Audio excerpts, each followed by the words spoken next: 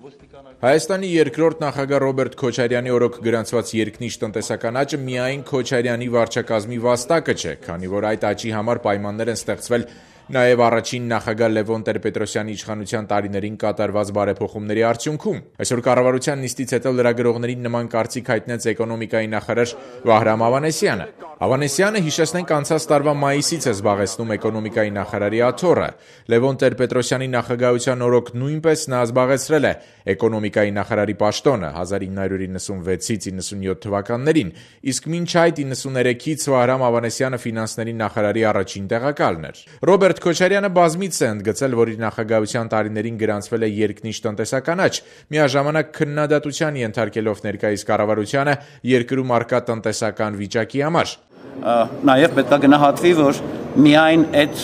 ժամանակաշրջանի բարեփոխումներով չի եղել։ Այսինքն առաջին նախագահից սկսած է բարեփոխումները եղել, եթե ինձ թույլ տաք ասելու, հա, բազմաթիվ բարեփոխումներ կան, որոնք որ չեն կարողանում 5 տարվա, նույնիսկ ընթացքում 10 տարվա ընթացքում արդյունքներ ցույց տալ։ Դրանք արդյունքները ավելի հեռանկարային են։ Այսինքն Քոչարյանի ժամանակ տնտեսական աճի հիմքերը դրվել են նաև Լևոն Տեր-Պետրոսյանի ժամանակ, ճիշտ հասկացանք ձեզ։ Ես կարծում եմ, որ էլի այդպես չի կարելի ասել, հիմքերը դրվել են թե ոչ։ Ես կարծում եմ, որ բազմաթիվ բարեփոխումներ, որոնք որ արվել են 1990-ական թվականներից սկսած, դրանք իրենց ազդեցություն ունեցել են։ Նաև իհարկե խնդիրները եւ այն բարեփոխումները, որոնք հաջողված չեն եղել, դրանք էլ խնդիրներ են ստեղծել։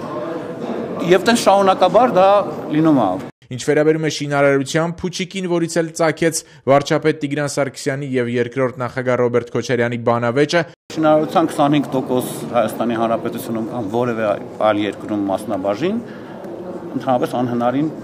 բան է, որպեսզի նա երկարատև կամ նույնիսկ միջին ժամկետ հեռանկար ունենա։